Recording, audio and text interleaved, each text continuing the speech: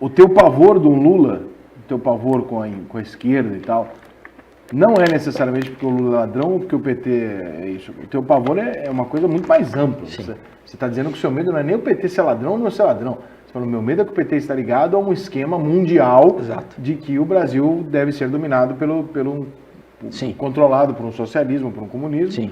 E você vê no Bolsonaro um cara que briga pela liberdade, portanto, seria uma quebra a isso. O que me faz entender que o Bolsonaro você não acha que seja uma grande solução.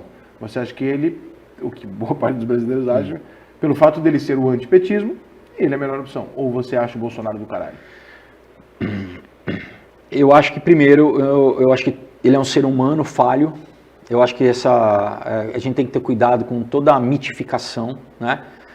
Esse apelido dele é uma merda, né? Ele é um cara, não, mas enfim, tem acho que um propósito popular para ajudar, porque tem que combater uma doutrinação aí de pelo menos 30 anos midiática contra. Então, o fato da população chamar ele não tem problema. Agora a gente tem que ter cuidado. Do palmito, né? Surgiu lá no exército. Agora claro que hoje já virou mito por causa do mito. Ganhou uma outra conotação. Mas é o seguinte, eu acho que nem ele entende, quer dizer, talvez ele esteja entendendo depois de sobreviver a uma facada. De novo, você está viajando na maionese. Cara, eu acho que Deus intervém na história através de homens que não necessariamente sejam cristãos. Por exemplo, Dario, né, quando Ciro, isso quando o povo judeu foi levado para a Babilônia, você teve, né, o rei persa Ciro que invadiu a Babilônia e liberou os judeus, e os judeus passaram a falar que, né, o Ciro, por mais que ele não era judeu, ele era de uma outra, mas que Deus usou ele para libertar o povo judeu. Então, assim, eu acho que o perfil dele é importante pelo fato dele ser um cara militar, porque um Dória não seguraria o tranco. Cara, porque você tem que lidar com Hezbollah na Venezuela, você tem que lidar com as Farc, você tem que lidar com o PCC aqui, você tem que lidar com crime organizado alto. Né, o cara anda só de colete, meu. É sério, né? O Bolsonaro veio me dar entrevista com... É sério, é sério o negócio. Entrevista de colete. Enfim. Inclusive, não é brincadeira. Ele me contou na entrevista, ele falou assim, porra, cara, eu perdi o meu colete no dia da facada, eu não achei o meu colete. Isso é coisa de cinema. Vê o Shinzo Abe agora, colete, né? Acabou de morrer no Japão. Acabaram de matar. Os Estados Unidos tem história de presidentes assassinados, né? Então, assim, se você não tem o cara que está... Porque geralmente o sistema bota o cara lá. Se você tem um cara que não obedece, mata o cara, bota um outro, cara. É simples assim. Você se considera um bolsonarista hoje ou um cara que vê no Bolsonaro uma possibilidade de se proteger disso tudo? Só? Eu acho ele um cara...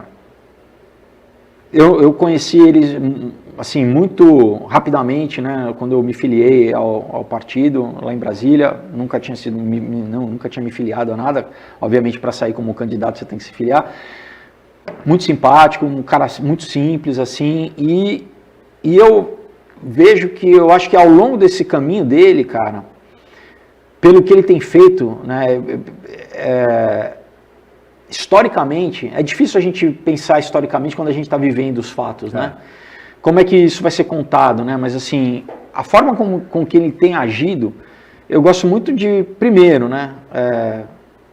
Entrando um pouco na questão política mesmo, né? O fato de já ter criado o tal do Ministério Técnico, isso já denota muita coisa. Porque a primeira coisa assim, ele poderia... O que sempre fez aqui no Brasil? Desde, antes, vamos dizer, do Sarney ao Temer.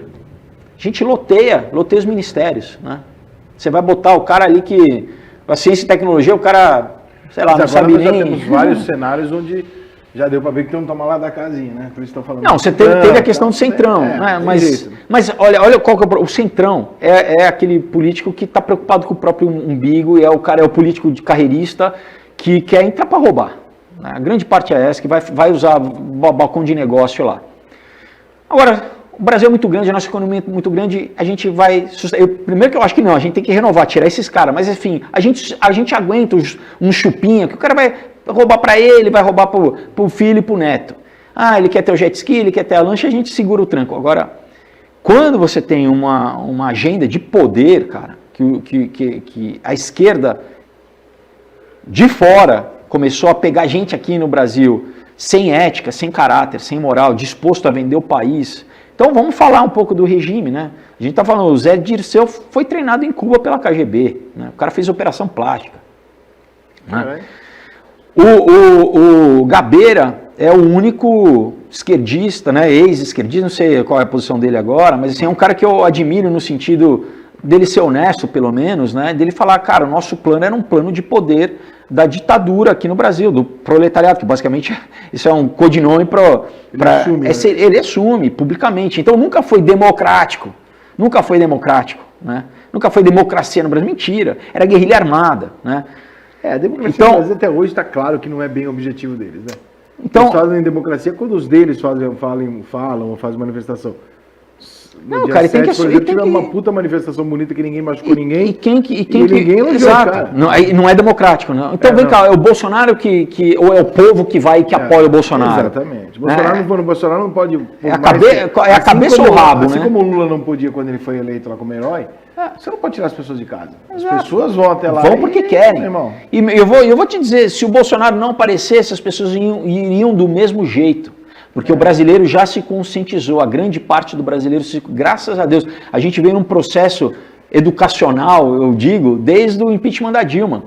Do quê? Do grande brasileiro que só via o BBB e via o Brasileirão, saber o nome dos juízes do Supremo. Por quê? O cara fala, bom, o meu tá na reta, se eu não prestar atenção nisso aqui, né, eu vou sofrer.